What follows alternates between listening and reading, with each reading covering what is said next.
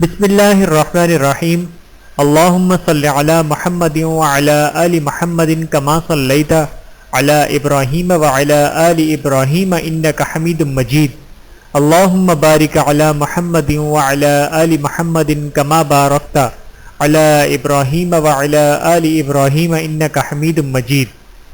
بسم اللہ الرحمن الرحیم۔ معارف نبوی صلی اللہ علیہ وآلہ وسلم 500 مختصر احادیث عربی، اردو اور انگریزی کے ساتھ۔ بسم اللہ الرحمن الرحیم۔ الحمد للہ نحمده ونستعینه ونستغفره ونؤمن به ونتوکل علیہ ونعوذ باللہ من شرور انفسنا ومن سیئات اعمالنا من يهده الله فلا مضل له ومن يضلله فلا هادي له ونشهد أن لا إله إلا الله وحده لا شريك له ونشهد أن محمدا عبده ورسوله۔ منتخب 500 چھوٹی چھوٹی احادیث عربی، اردو اور انگریزی کے ساتھ حاضر خدمت ہے۔ بسم اللہ الرحمن الرحیم۔ نواں باب اخلاقیات، حسن اخلاق، نمبر 344۔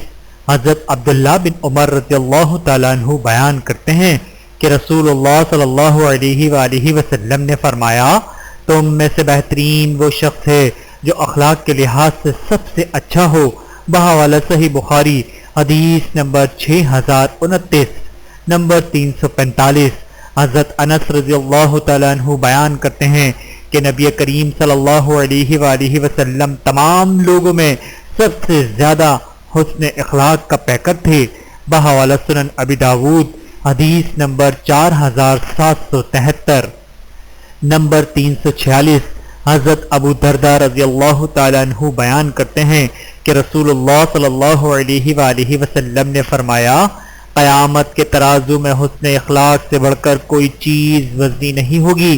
بحوالہ سنن ابی داود، حدیث نمبر 4799۔ نمبر 347۔ حضرت رافع رضی اللہ تعالیٰ عنہ بیان کرتے ہیں کہ رسول اللہ صلی اللہ علیہ وآلہ وسلم نے فرمایا، خوش اخلاقی باعث سعادت ہے جبکہ بد اخلاقی نحوست ہے۔ بحوالہ سنن ابی داود، حدیث نمبر 5162۔ حسن اخلاق سے درجات بلند ہوتے ہیں۔ نمبر 348۔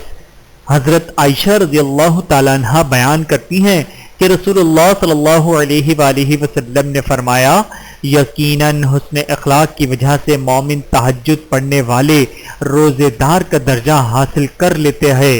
بحوالہ سنن ابی داود، حدیث نمبر 4798۔ تکبر اور تواضع، نمبر 349۔ حضرت عبداللہ بن عمر رضی اللہ تعالیٰ عنہ بیان کرتے ہیں کہ رسول اللہ صلی اللہ علیہ وآلہ وسلم نے فرمایا، ایک شخص تکبر کے ساتھ اپنی چادر لٹکا کر چلتا تھا، اللہ تعالیٰ کی طرف سے اسے زمین میں دھسا دیا گیا اور وہ قیامت تک یوں ہی زمین میں دھستا چلا جائے گا۔ بحوالہ صحیح بخاری، حدیث نمبر 3485۔ نمبر 350۔ حضرت ابو ہریرہ رضی اللہ تعالیٰ عنہ بیان کرتے ہیں کہ رسول اللہ صلی اللہ علیہ وآلہ وسلم نے فرمایا، 3 افراد سے اللہ تعالیٰ قیامت کے دن بات چیت نہیں کرے گا، نہ ان کو پاک کرے گا اور نہ ان کی طرف دیکھے گا اور ان کے لیے دردناک عذاب ہوگا۔ نمبر 1 بوڑھا زانی، نمبر 2 جھوٹا حکمران اور نمبر 3 مغرور مفلس۔ بحوالہ صحیح مسلم، حدیث نمبر 107۔ نمبر 351۔ حضرت حارثہ بن وہب رضی اللہ تعالیٰ عنہ بیان کرتے ہیں کہ رسول اللہ صلی اللہ علیہ وآلہ وسلم نے فرمایا، کیا میں تمہیں دوزخیوں سے باخبر نہ کر دوں؟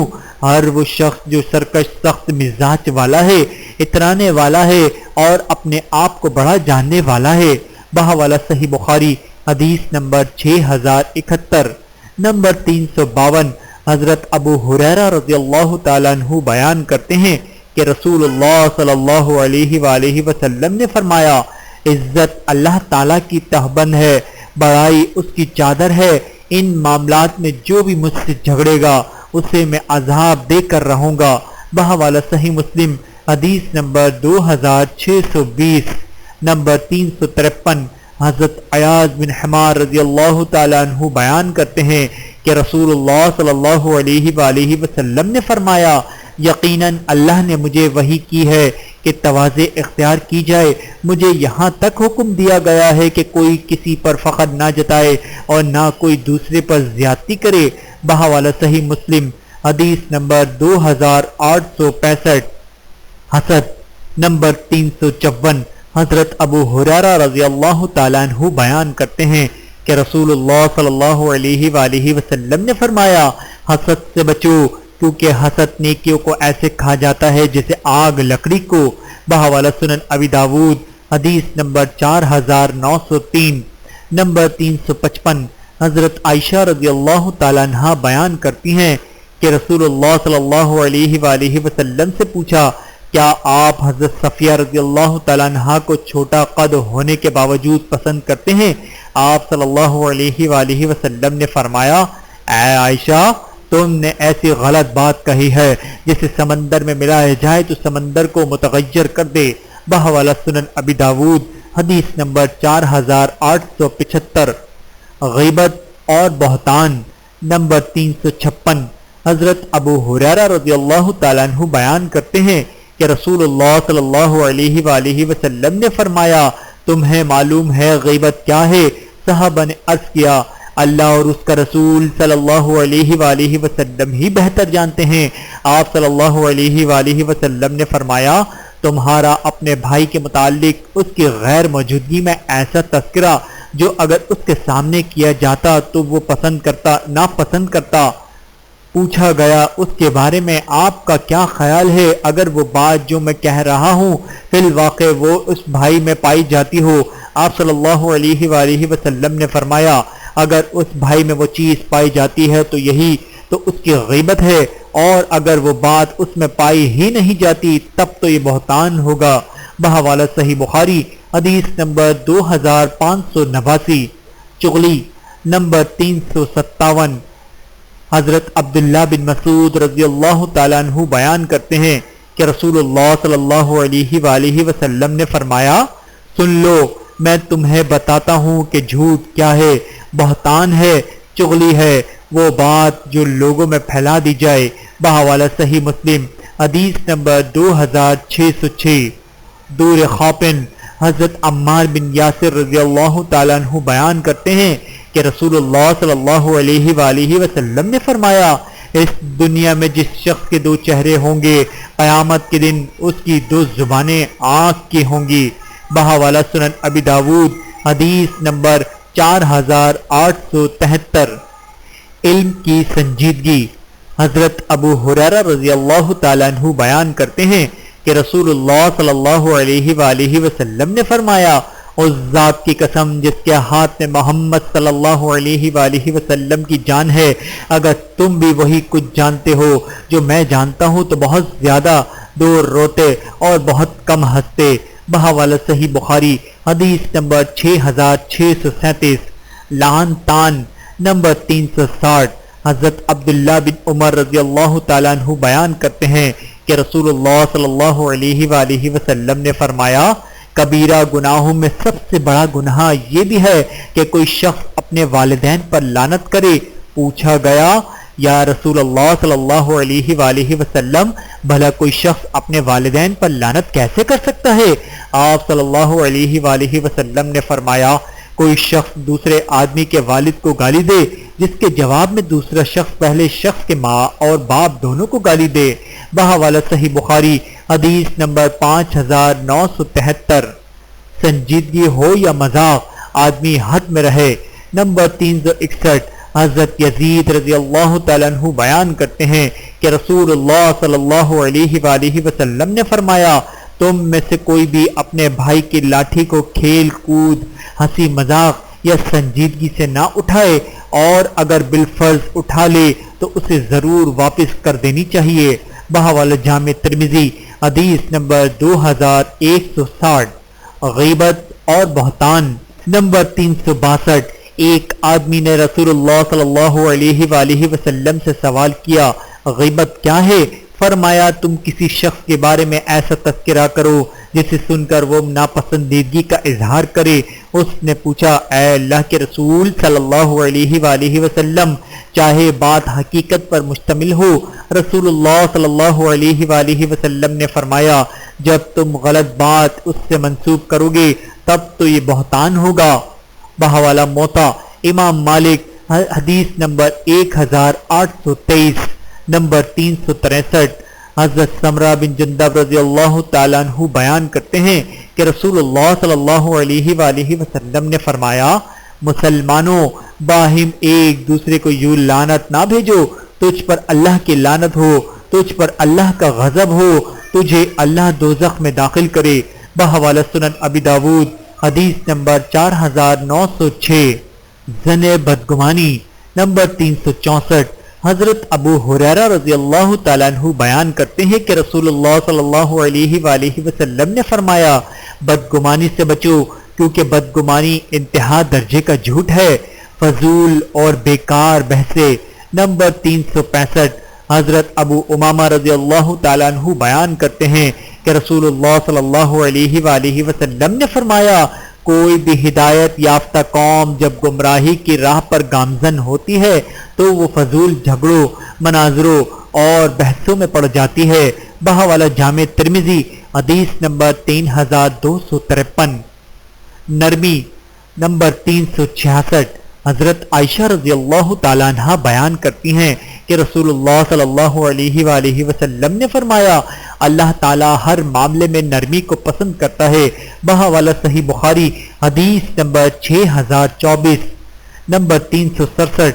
حضرت عائشہ رضی اللہ تعالیٰ عنہ بیان کرتی ہیں کہ رسول اللہ صلی اللہ علیہ وآلہ وسلم نے فرمایا نرمی جس چیز میں بھی پائی جائے اسے زینت ہی بخشی ہے، اور جس چیز سے بھی نرمی کو نکال لیا جائے وہ عیب دار اور بھدی ہو جاتی ہے۔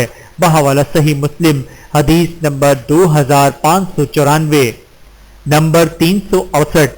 حضرت عائشہ رضی اللہ تعالیٰ عنہ بیان کرتی ہیں کہ رسول اللہ صلی اللہ علیہ وآلہ وسلم نے فرمایا اے عائشہ اللہ تعالیٰ رفیق، نرم خو اور مہربان ہے، نرمی اور مہربانی کو پسند کرتا ہے۔ نرمی اختیار کرنے پر وہ اتنا دیتا ہے جتنا سختی اور درست مزاجی پر نہیں دیتا، کسی اور چیز پر اتنا نہیں دیتا جس قدر نرمی اختیار کرنے پر عطا کرتا ہے۔ صبر و شکر نمبر 369۔ حضرت ابو موسیٰ رضی اللہ تعالیٰ عنہ بیان کرتے ہیں کہ رسول اللہ صلی اللہ علیہ وآلہ وسلم نے فرمایا کوئی اور ہستی اللہ تعالیٰ سے زیادہ تکلیف دہ باتوں پر صبر کرنے والی نہیں، لوگ اس کے ساتھ اولاد کی صورت میں شریک ٹھہراتے ہیں، اس کے باوجود وہ ایسے مشرکوں سے عافیت کا معاملہ کرتا ہے اور انہیں رزق دیتا ہے۔ بحوالہ صحیح بخاری حدیث نمبر 6099۔ نمبر 370۔ حضرت ابو ہریرہ رضی اللہ تعالیٰ عنہ بیان کرتے ہیں کہ رسول اللہ صلی اللہ علیہ وآلہ وسلم نے فرمایا جب میں مومن بندے کی دنیاوی محبوب چیز چھین کر آزماؤں اور وہ اس پر صبر کرے تو اس کے لیے میرے پاس جنت کے سوا کوئی اور اجر نہیں۔ بحوالہ صحیح بخاری حدیث نمبر 6424۔ نمبر 371۔ حضرت عبداللہ بن عمر رضی اللہ تعالیٰ عنہ بیان کرتے ہیں کہ رسول اللہ صلی اللہ علیہ وآلہ وسلم نے فرمایا کوئی شخص جب مدینے میں رہائش اختیار کرنے کی صورت میں وہاں پیش آنے والے مصائب و مشکلات پر صبر کرتا ہے تو میں قیامت کے دن اس کے حق میں ضرور گواہی دوں گا یا فرمایا سفارش کروں گا۔ بحوالہ موطا امام مالک حدیث نمبر 1603۔ مومن ہر حال میں فائدے میں رہتا ہے۔ نمبر 372۔